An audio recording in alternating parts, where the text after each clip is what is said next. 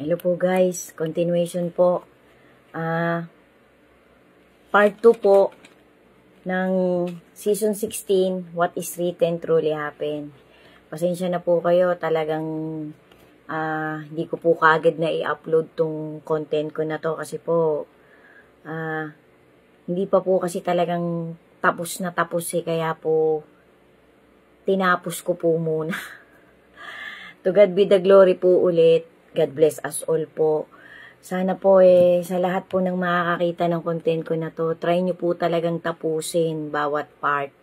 Kasi yan po talagang ginugol ni KCB 2169. Maraming salamat po sa inyong lahat. Si God na po ang bahala sa inyong lahat na nagtatapos ng bawat part ng content ko na to. Bali, season 16 na po ito. Season 16 ng What is Written Truly Happened. To God be the glory po talaga. Kasi talaga pong niloloob pa ng Panginoong makagawa ako ng mga ganitong content. Sana po talaga sa bawat makakapanood ng content ko na to kahit po maliit na motivation makapaghatid ako sa inyo. Na lahat po tayo pare-parehong makinabang sa maliit kong goal na ang bawat content ko pong ganito na What is Written Truly Happened, biblically inspired, makakuha po ng kahit maliit na life lesson and motivation ang makakakita nito, ang dadaanan ng content ko na to.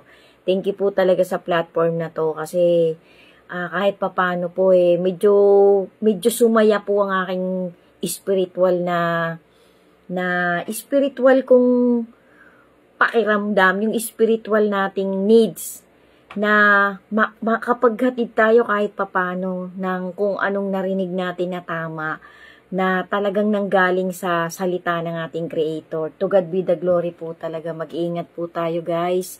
Lagi po nating i-pray sa ating Creator na bigyan niya tayo ng sapat na wisdom para mas maunawaan pa natin ang mga nangyayari sa bawat parte ng mundo na nilikha niya. Kasi po guys, kahit po ang karamihan sa atin parang binabaliwala pa rin nila, parang hindi pa rin, marami pa rin pong tao guys, ito po ay isang facts.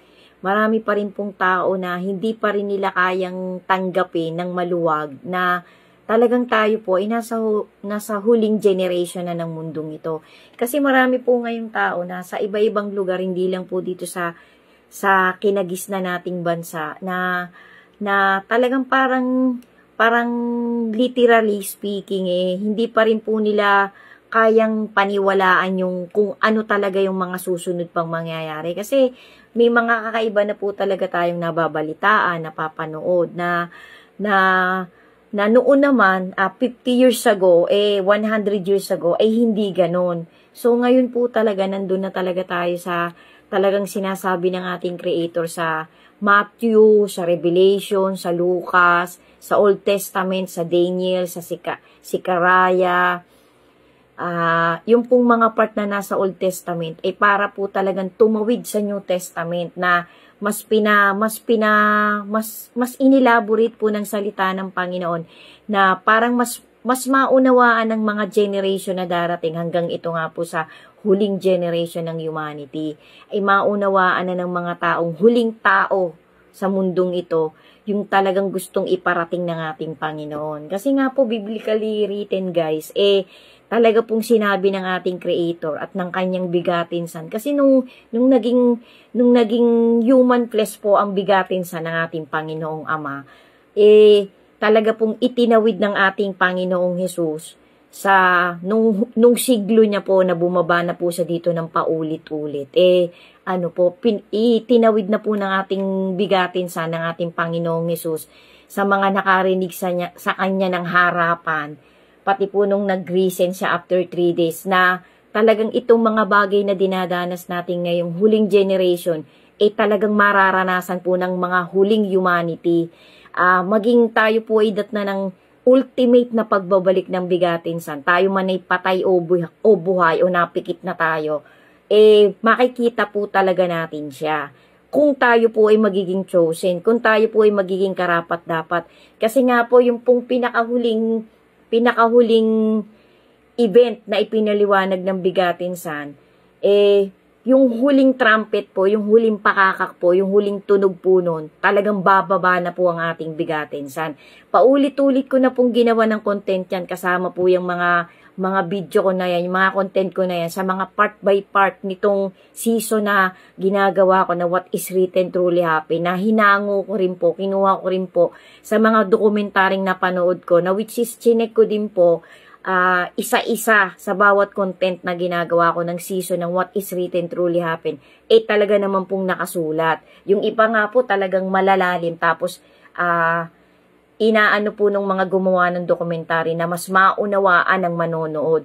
So far so good naman po, talaga pong nakasulat. Kaya yan po talaga din ang parang repetition po, parang nire-relate ko lang po ulitin sa bawat season ng content ko na to na What is Written Truly Happen. Kasi nga po minsan po yung mga nakakapanood, mas gusto po nilang sa sarili nating language nila mapanood. Kasi yung iba nga po in Spanish pa, in global language po, in English talaga. Minsan po yung iba talaga, siyempre yung iba po kapwa Pilipino natin, mas gusto po talaga nilang Tagalogin.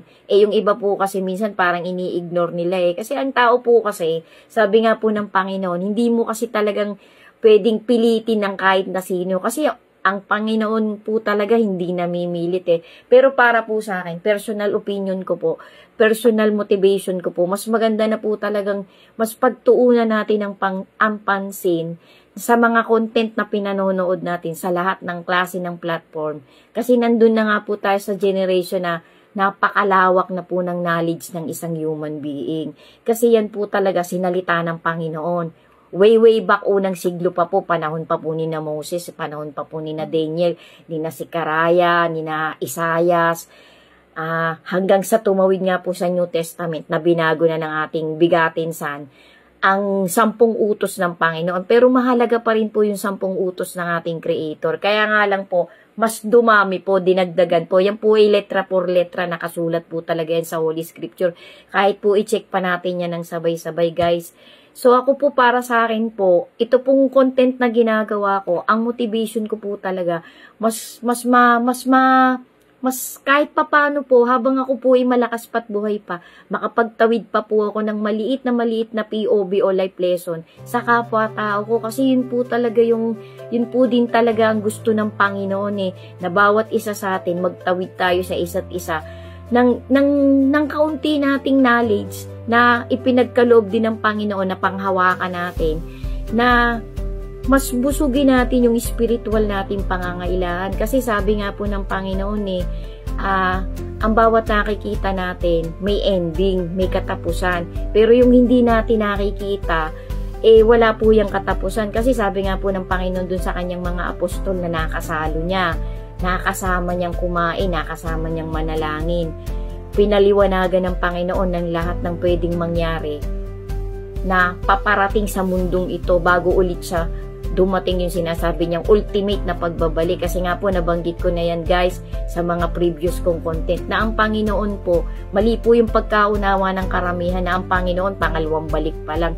Hindi po yung totoo, kasi maraming beses na po siya talagang nagpabalik-balik dito sa humanity, sa paghahangad po ng Creator natin, na talagang iligtas niya. Kasi mahal po ng Panginoon lahat ng ginawa niya Ultimong mga insekto, mga halaman, mahal po yan ng Panginoon.